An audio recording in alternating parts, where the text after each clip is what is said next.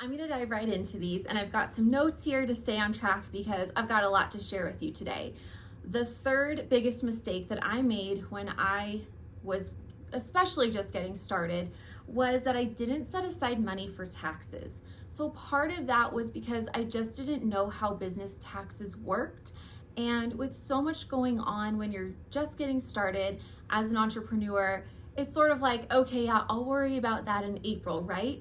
And especially if you don't have a lot of confidence that you're even going to make enough money to be taxed, it's sort of tempting to put taxes on the back burner.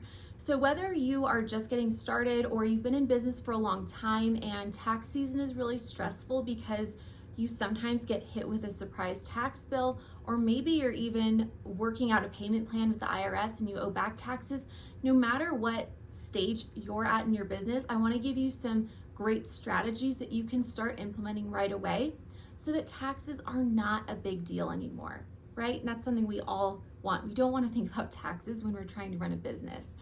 So what I want you to do is start to set aside a percentage of your revenue and put it in its own savings account just for taxes.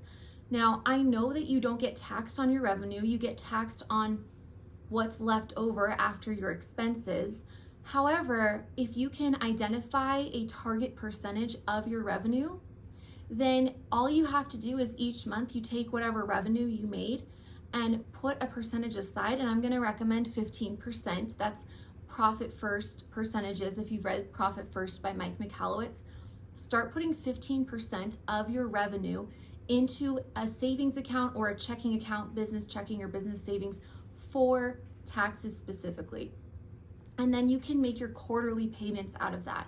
And that's sort of the second part of this mistake, was that for a long time, I was not paying my quarterly taxes. I was so worried that the other shoe was going to drop. Like, okay, this month it went really well, but something's gonna happen. Like, this isn't gonna happen for forever, and I'm just not gonna make enough money to have to even pay quarterly taxes. But honestly, if you just get in the habit of making those quarterly payments, it's so much easier and it's really not hard to do. You can do it online. You can actually submit a payment to the IRS. Of course, they're going to take payments from you whenever you feel like paying them. So you can actually do this monthly. That's what my CPA recommends. Is he said, just don't even wait for the quarter. Just every month, make that part of your routine. And you can go online and submit your payment to the IRS that way. And that way it just becomes part of your rhythm. It takes 5 minutes and you never have to worry about your taxes. Here's mistake number 2, is that I didn't have clear income goals. So when we are starting out, or even when we are growing, the last thing that we think of is ourselves, because we're just so passionate and we don't set ourselves up to have high enough expectations for what we can actually bring home, right? It's like, oh my gosh, I made some money, great. Well, what happens is that we think so much about serving the business that we don't think about how we want the business to serve us as the business owners. Now, I want to be really careful to distinguish this apart from serving your customers. Okay, I really did make the mistake of believing that if I was serving the business, that was the same as serving my clients, and it's not. Because here's what happens when you are putting so much effort, you're putting your heart into this, you're putting so much brain power, you're probably sacrificing some sleep. Like you are really trying to do whatever you can to get this business off the ground. And what ends up happening is the last thing that's on your mind is how you're going to pay yourself, right? Because you just want the business to be successful. But what happens is that you get lost in the mix, and even though you're serving your customers well, you're not really taking home a salary that's commensurate with the value that you're providing. And you can only do this for so long before you get burnt out, before you personally are getting financially stressed. And in fact, that does the opposite of helping serve your customers. That takes away from your ability to serve them. And so there's a big difference between serving the needs of the business and serving the needs of your customers. So I want you to start thinking about setting some target income goals. How much would you love to pay yourself every month? Can you organize some things in your finances within the business already so that maybe you can reduce some expenses, And then that way you can actually take some of that money home on a consistent basis or increase what you had. So start planning some targets around your personal income goals and not making that the last thing. Once I started paying myself like a real actual amount every month, it changed the way that I looked at my business. I took myself a lot more seriously as an entrepreneur. I was able to serve my clients better because I just had more bandwidth. I was more excited to show up every day for them.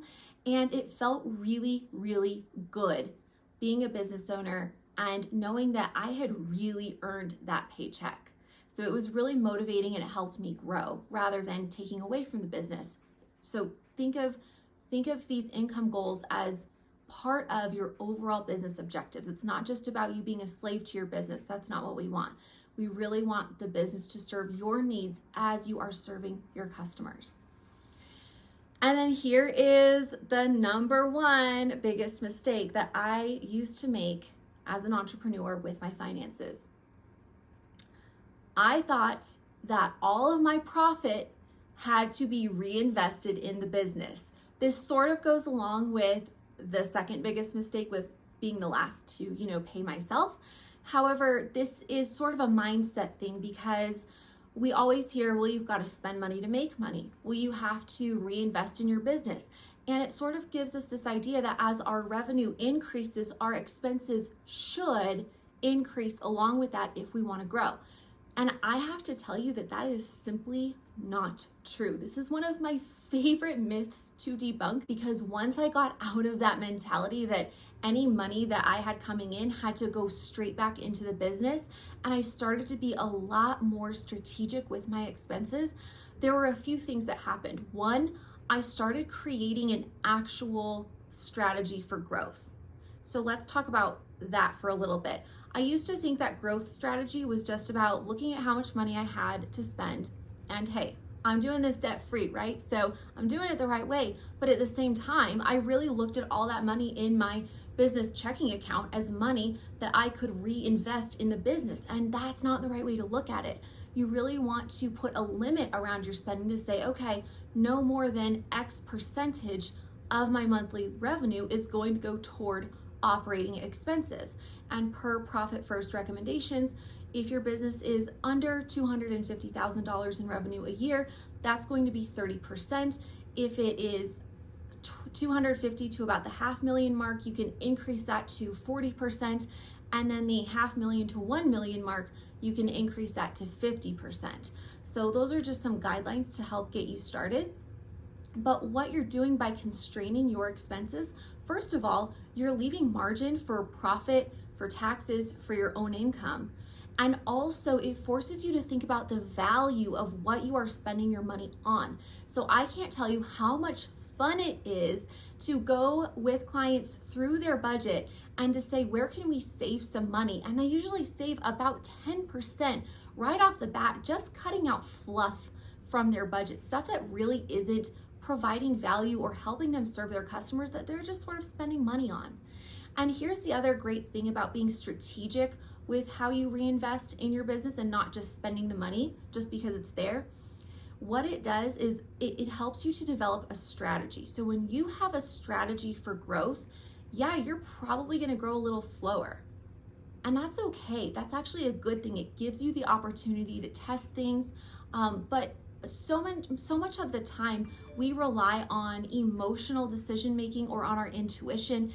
And look, it's great to have a good intuition. And if we couldn't make decisions and we couldn't rely on our intuition in certain times to a certain extent, then we probably wouldn't have made it as far as we have already as entrepreneurs. However, it's only going to get you so far. You need a strategy in place. And when you have your expenses limited to a certain percentage of your revenue, when you have profit, when you have things organized, it empowers you to develop a strategy that you can stick with, that you can be consistent with, and that ultimately is what is going to drive long-term growth in your business. So it gives you back that control, that ability to grow the business in the direction you want it to be wise with your money and not waste it on stuff that may or may not be effective for you.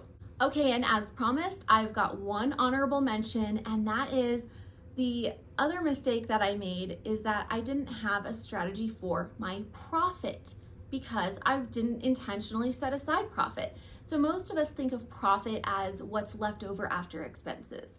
And that is totally true in terms of math when it comes to the way that we do accounting, right? It's revenue minus your expenses equals your profit.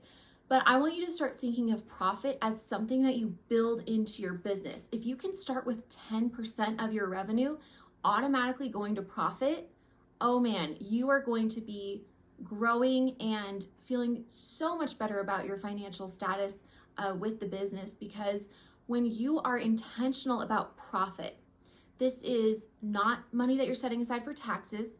This is not your owner pay. This is not expenses. This is taking a portion of that revenue, 10% if you can do that, and putting it in a profit account, just in a different business checking account or a business savings account, and marking it as profit. You can do so much with that. That is your flexibility money. That is money to pay off debt. That is money to grow, to try new things without having to interrupt your regular business operations, without having it affect your personal income amount, right? When you have this profit at your disposal, you can be so strategic with it and intentional with it. So you can give yourself owner's bonuses, you can build an emergency fund. It's just going to depend where you're at with your business and what that next thing is that you need in order to grow and expand. Okay, so those are the top 3 plus the honorable mention. I didn't set aside money for taxes. I did not have clear income goals. And I thought that I had to reinvest all of my money back into the business. Plus, I wasn't being intentional about profit. So I hope that you can learn from these mistakes. I can tell you that once I started changing these things and being intentional about these things, it transformed my business. It transformed my life because I was actually able to pay myself and enjoy my work so much more. And it relieved so much stress, gave me so much clarity about how to grow my business. And the great thing is, I actually have to spend less time dealing with money than I did before because everything is so organized and there's a system for it. So I hope that this is helpful to you. If this was helpful to you, please hit the like button and subscribe and click the notification bell so that you don't miss any of this content. And please leave a comment, either just to say hi or to ask a question about business or finances or stewardship. I'd love to answer those for you. So good to have you here today, and I'll see you next time.